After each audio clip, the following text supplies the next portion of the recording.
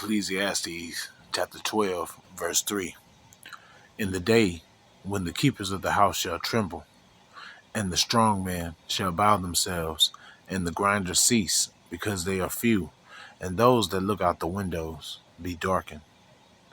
And the doors shall be shut in the streets when the sound of the grinding is low, and he shall rise up at the voice of the bird, and all the daughters of music shall be brought low. Brakatha Yahweh, Brakatha Yahweh Shai, Brakatha Yahweh, Brakatha Yahweh Shai, Brakatha Yahweh, Brakatha Yahweh Shai. Call Lamla Yahweh, by Hashem, Yahweh Shai, by Hashem, Rakakwadash. Yahweh, that's the true and powerful mighty name of who the world ignorantly calls God, Jehovah, Yahweh, or Haya. By Hashem means in the name. Yahweh Shai, that's the true and powerful mighty name of who the world ignorantly calls Jesus Christ, Yeshua, Yeshua, or Yeshaya. And the Rahakwadash is the Holy Spirit, according to the ancient Paleo Hebrew tongue. I would like to give double honors unto the apostles and elders, a great millstone who have learned the truth of the Bible from. Peace, blessing, safety, and salutation unto the hopeful elect, and to you believers and listeners out there that came back into the faith and obedience of Yahweh by Hashem Yahweh Shai. Much love and respect to you, brothers, pushing this gospel in sincerity and truth, risking your lives and freedom now more so than ever. May Yahweh by Hashem Yahweh Shai continue to bless you and your households. I'm the brother Yawam, coming back at you with another lesson, Lord willing, is edifying to the Lord's elect.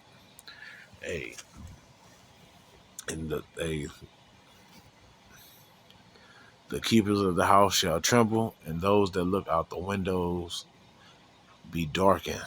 No future there's no light in your future.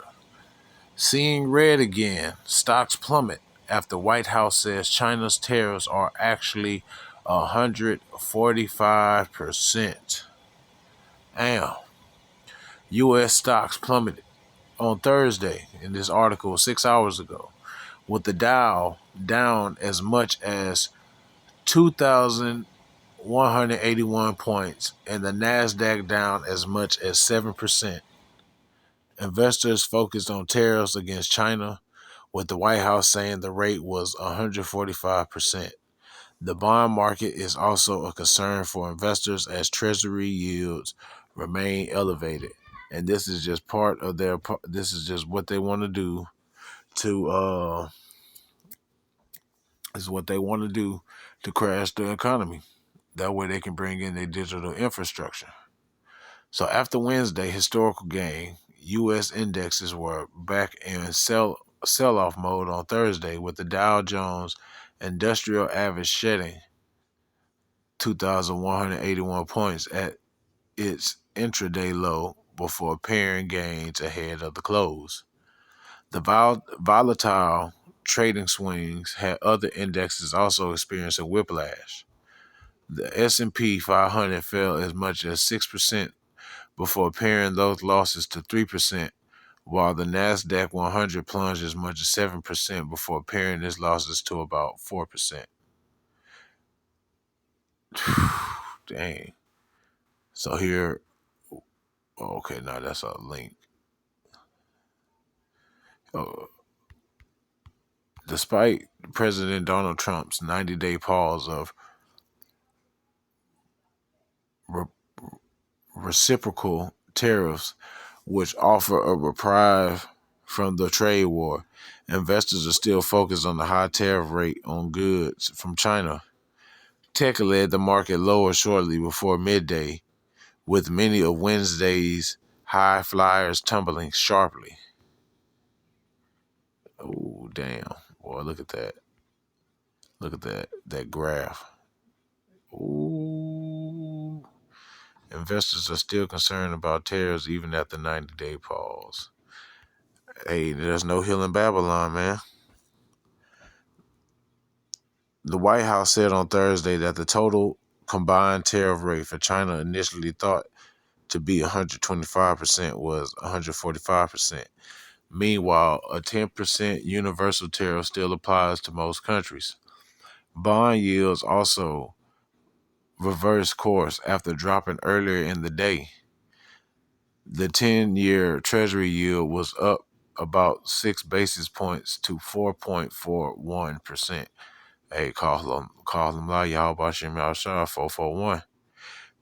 Here were some other big moves in markets on Thursday.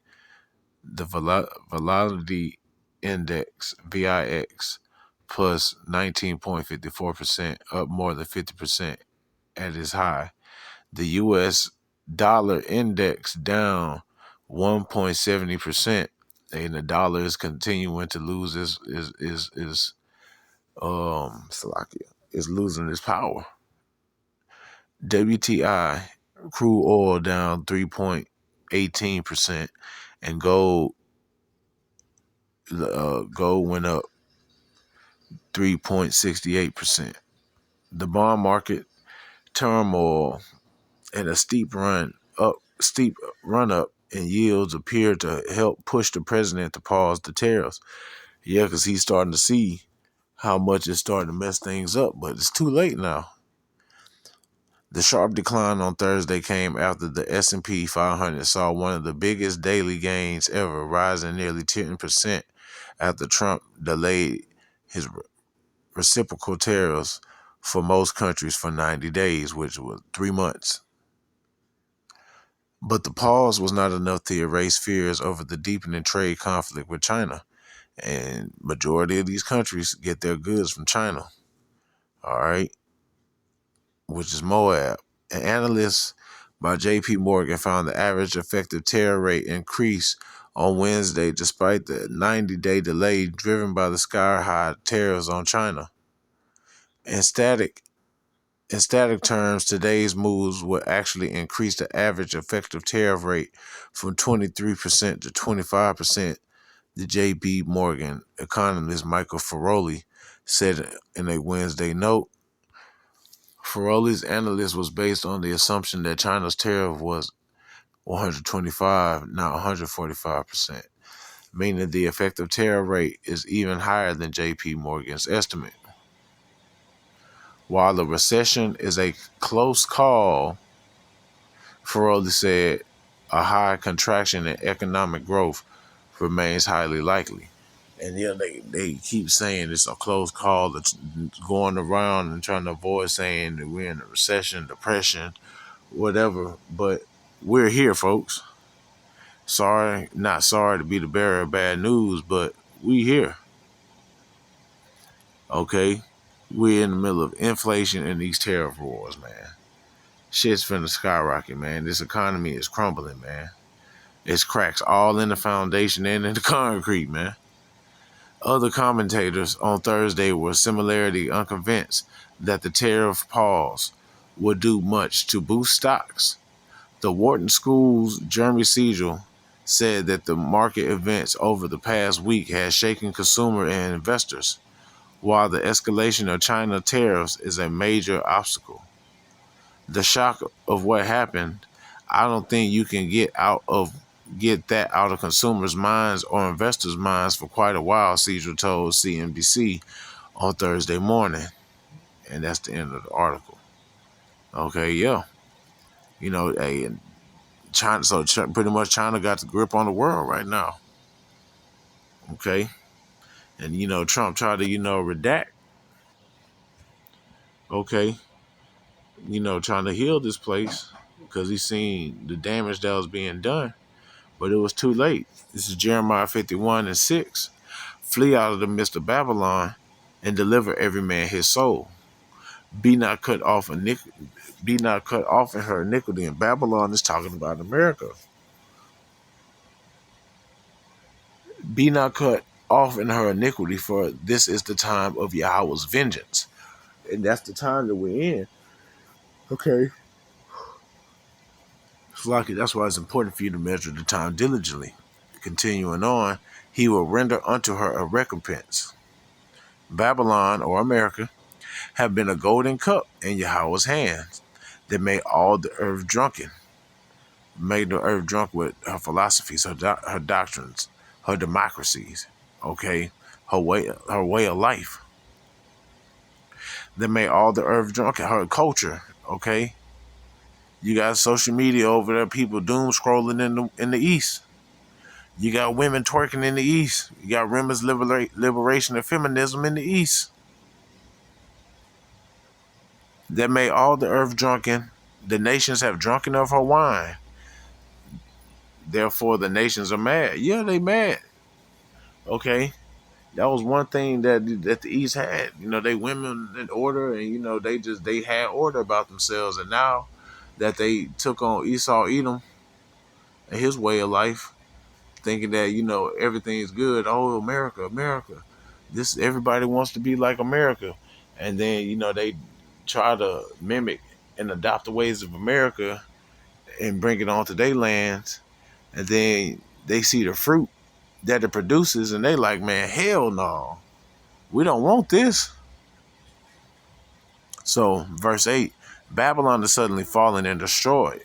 Howl for her, take balm for her pain. And that's what Trump was doing. Balm is a healing agent. Okay? If so be, she may be healed. Edification purposes. Let's just look it up. Jeremiah 51.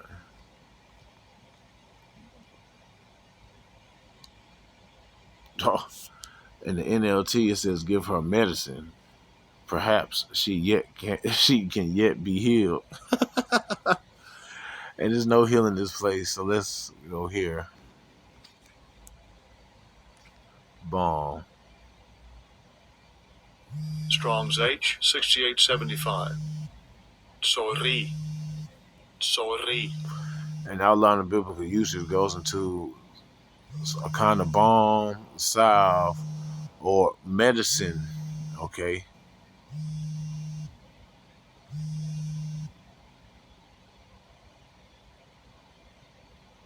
So yeah, they trying to heal this place, but there's no healing this place at all. Okay. So yeah, take balm for her pain, if so she may be healed. We would have healed Babylon, but she is not healed. Forsake her and let us go, every one into his own country, for her judgment reacheth unto heaven and is lifted up even to the skies. Right? You got these nations going on to themselves, okay? They departing from this place, all right, and going back to their own countries. All right. Turning back to their own people. Okay, you got shit. North and South Korea put their differences aside, all right, and join forces. So, hey, prophecy, hey, things are moving. Things are moving. Let's go here. Let's go here to 2nd Ezra chapter 9, verse 1. He answered me then and said, measure thou the time diligently in itself. And when thou seest parts of the signs pass which I have told thee before, then shalt thou understand that it is the very same time wherein the highest will begin to visit the world which he made. Therefore, when there shall be seen earthquakes and uproars in the people, all right, and there's earthquakes happening all over the world, man. Okay, go type into Google and type in earthquake tracker and look at all the earthquakes that's happening around the world, man. I'm not gonna do it for you. Do it for yourself. And then you got uproar shit. You just had protests over the weekend of people protesting these tariffs that Trump got going on, man. Okay. Worldwide. Not even just here in America, but worldwide. Verse 4, then shalt thou well understand that the Most High spake of those things that were from the days that were before thee, even from the beginning. For like as all that is made in the world have a beginning and an end, and the end is manifest. Right, man. The end is manifest. So let's go here to Matthew 24 and verse 3. And as he sat upon the Mount of Olives, the disciples came unto him privately, saying, tell us, when shall these things be? And what shall be the sign of thy coming and of the end of the world? And Yahushua said, unto them, take heed that no man deceive you. For many shall come in my name, saying, I am anointed, and shall deceive many. And you shall hear of wars and rumors of wars. Don't we hear those going on right now? See that you be not troubled. For all these things must come to pass, but the end is not yet. For nation shall rise against nation, and kingdom against kingdom. And there shall be famines, and pestilence, and earthquakes in diverse places. Right? We see nations rising against nations. Okay?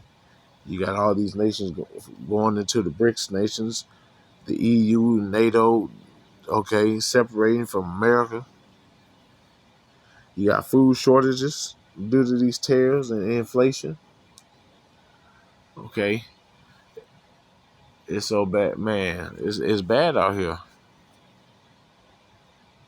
Earthquakes in diverse places, as I just spoke about when we was talking about the second Esdras. You also got all these different diseases and pestilences. Verse 8, all these are the beginning of sorrows. That's what we're in right now, the beginning of sorrows. And it's only going to get worse from here. It's finna snowball. And people have no idea. Alrighty. So let's go here.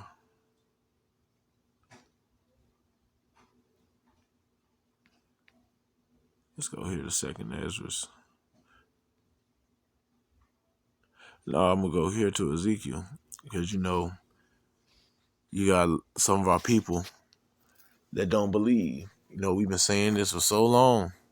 And even though it's right here in your face, people still don't believe.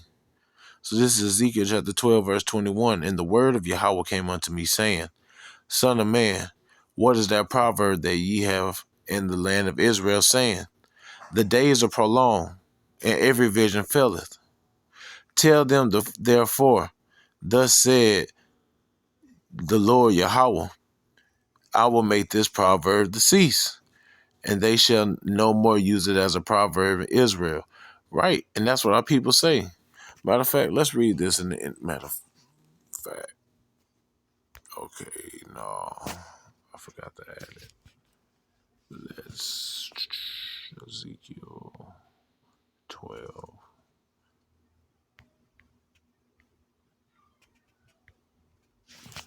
In the NLT, again, a message came to me from Yahweh. Ezekiel 12 and 21. Son of man, you've heard the proverb they quote in Israel. Time passes and prophecies come to nothing. Y'all been saying this for so long, but nothing has happened. Tell the people this is what the sovereign Yahweh says. I will put an end to this proverb, and you will soon stop quoting it. Now give them this new proverb to replace the old one. The time has come for every prophecy to be fulfilled. Wait.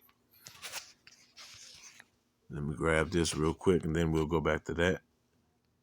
It's the book of Habakkuk chapter 2, verse 3. For the vision is yet for an appointed time, but at the end it shall speak and not lie. Though it tarry, wait for it, because it will surely come. It will not tarry. And the vision is talking about the end time prophecies, man. Okay. And it's going to be fulfilled. So back in Ezekiel 12 and 24, there will be no more false visions and flattering predictions in Israel. Right. And you have that, you got the tarot card and fortune telling and all this other witchcraft and madness our people into, man. Yahweh about to put the end to that shit, man. For I am Yahweh. If I say it, it will happen. There will be no more delays. You rebels of Israel, and the Israelites consist primarily of you so-called Negroes, Latinos, Native, Seminole Indians, West Indians, and Haitians. You also have the Israelite foreigners who are likened unto a speckled bird who may look like the heathen nations because they've been scattered amongst the heathen nations, but their bloodline and lineage goes back unto Jacob by way of their fathers. Okay? I will fulfill my threat of destruction in your own lifetime. I, the sovereign Yahweh, have spoken it. Right. Yahweh's not all Israel is going to be saved. 2/3 going to get cut off and die, man, because of their rebellion. Then this message came to me from Yahweh. Son of man, the people of Israel are saying, he's talking about the distant future. His visions won't come true for a long time. And that's what our people think. Think we got 20, 50, 100,000 more years here, man. We don't have that much longer, man. Verse 28, therefore tell them, this is what the sovereign Yahweh says. No more delay. I will now do everything I have threatened. I, the sovereign Yahweh, have spoken. Right? And he finna bring everything, all these words. It's finna come true, man. Just you watch. Just you watch. Let's go to 2nd Ezra, chapter 6, verse 7. Then answered I and said, what shall be the parting asunder of time? So Ezra was inquiring of the end times just like the disciples was with Yahushua. And this is what the angel had told him. Or what shall be the end of the first, or in the beginning of that followeth? He's talking about ages, okay? Eons in the Greek. And he said unto me, from Abraham unto Isaac, when Jacob and Esau were born of him, Jacob's hand held first the heel of Esau. Okay? And for new listeners, let's get that real quick. This is Genesis 25 and 25. Matter of fact, Genesis 25 and 21, and Isaac entreated Yahweh for his wife because she was barren. He went to the prophet, and then he prayed, and he also prayed. It was like, why is my wife barren? And Yahweh was entreated of him, and Rebekah, his wife, conceived. And the children struggled together within her. And she said, if it be so, why am I thus? And she went to inquire of Yahweh. And Yahweh said unto her, 2 nations are in thy womb, and 2 manner of people shall be separated from thy bowels. And the one people shall be stronger than the other people, and the elder shall serve the younger. Right? We're better and stronger than Esau, man.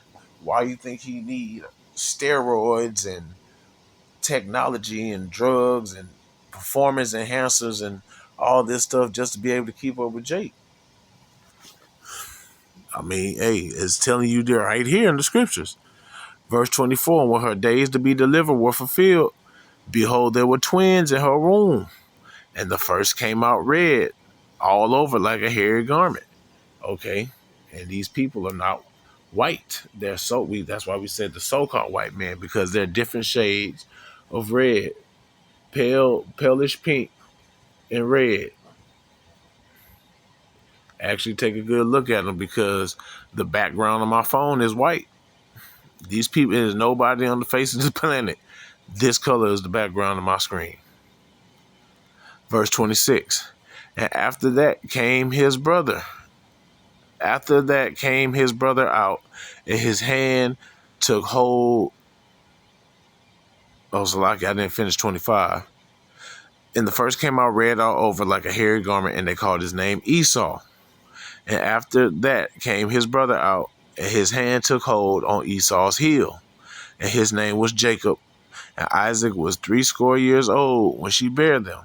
So let's go back to 2nd Ezra 6. Okay. At verse 8. And he said unto me, from Abraham unto Isaac, when Jacob and Esau were born of him, Jacob's hand held first the heel of Esau. Right? And what that represented was that, Esau being in rulership in the end of the world. Okay. And Jacob being the one that's going to pull him down out of power, okay, and be next to rule. All right. Continuing on. For verse 9. For Esau is the end of the world, and Jacob is the beginning of it that followeth. And that word world is aeon going into age. Esau is the end of this age, and Jacob is the beginning of the eon or the age to follow. So let's go here. One more. Ezekiel chapter 7 and verse 5. Thus said the Lord Yahweh, an evil and only evil behold is come, an end is come, the end is come, and watching for thee, behold, it is come. Right? So nothing but evils is coming in the end. That's why it's important to repent and be right with Yahweh Bashim Yahweh Shai, so you won't get overtaken by the destruction. So I'm going to go ahead and end it there. I pray and hope this lesson has been edifying, giving our praises, honor, and glory to Yahweh Bahashim Yahweh Shai, Bahashim HaKadosh, double honors to the apostles and elders, and peace and blessings unto the hope of the elect. Shalom.